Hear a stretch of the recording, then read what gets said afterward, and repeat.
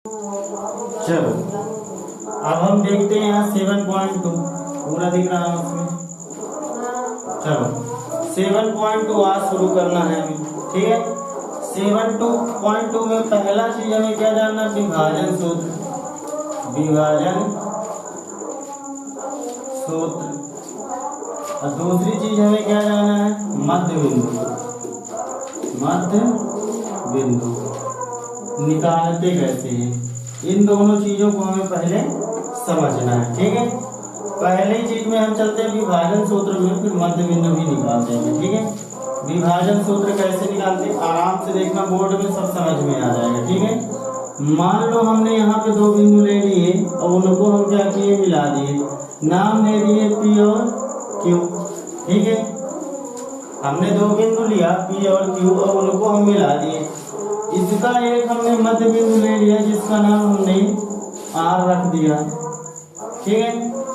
अब यहाँ पे इसके निर्देशांक क्या क्या हो गए, x1 और y1, इसके हो गए x2 और y2, और इसके जो हो गए वो हो गए x और y। ये हो गए इनके निर्देशांक, ठीक। आगे जब चलेंगे तो ये जो बिंदु है ये PQ को किस अनुपात में विभाजित करता है, तो हम मान लेते हैं कि माना M1 अनुपात M2 में विभाजित करता है। यानी PQ भुजा को बिंदु R जो है समान दो भागों में बांट दिया है कि असमान भागों में भी बांटा हो, M1 अनुपात M2 में क्या किया, बांट दिया, ठीक। यहाँ तक कुछ नहीं, केवल चित्र समझो, फिर सूत्र हम बनाते हैं। सूत्र बोलेगा कि इसके ये निर्देशांक निकालना है, तो निकाल लेते हैं x और y के निर्देशांक, ठीक है। एक काम करो, पहले x के निकाल लेते हैं और फिर हम कहेंगे निकाल लेंगे y के, फिर देख लेंगे दोनों इकट्ठा भी देख लेंगे, ठीक है। चलो तो यहाँ देखना, x के जब निकालेंगे हम, बढ़िया आराम से समझना, ठीक है। सूत्र अगर बन गया तुमसे तो सब कुछ बढ़िया से बन जाएगा। x के निर्देशांक निकालना है, ठीक है। तो याद क्या रखना है, x में जब तो mx प्लस mx अपान में m1 प्लस m2 कर देना, ठीक है।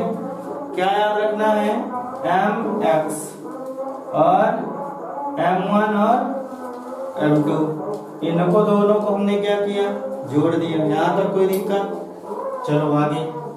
अब क्या करना है कि 12 और 21 यहाँ लिख देना है, 12 और 21। तो यहाँ से हम निकाल लेंगे x का मान, ठीक है। 12 और 21, तुमको अगर डाउट हो जाए कि यहाँ 1 2 होगा कि 2 1 होगा, इस चीज का डाउट होगा, क्योंकि यहाँ पे 12 लिखा है, यहाँ 21 लिखा है। तुमको अगर डाउट हो जाए पहले 12 आएगा कि 21 आएगा, हो ही जाता है डाउट।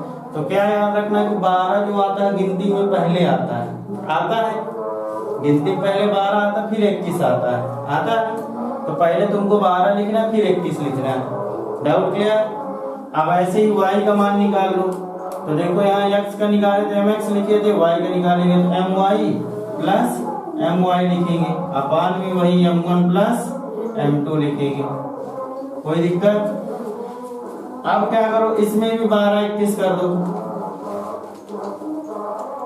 12 और 21, कोई दिक्कत। तो ये y के निर्देशांक हो गए, ठीक है। अब मान लो कि हमें निकालना है दोनों के निर्देशांक x और y के, तो क्या करो, यहाँ लिख दो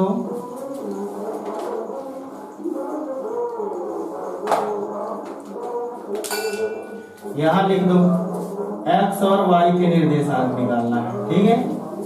x और y के निकालना तो दोनों को लिख दो, इनको क्या लिख दोगे, mx प्लस mx अपान में m1 प्लस m2, कॉमा लगा दो यहाँ पे, my प्लस my अपान में m1 प्लस m2, कोई दिक्कत।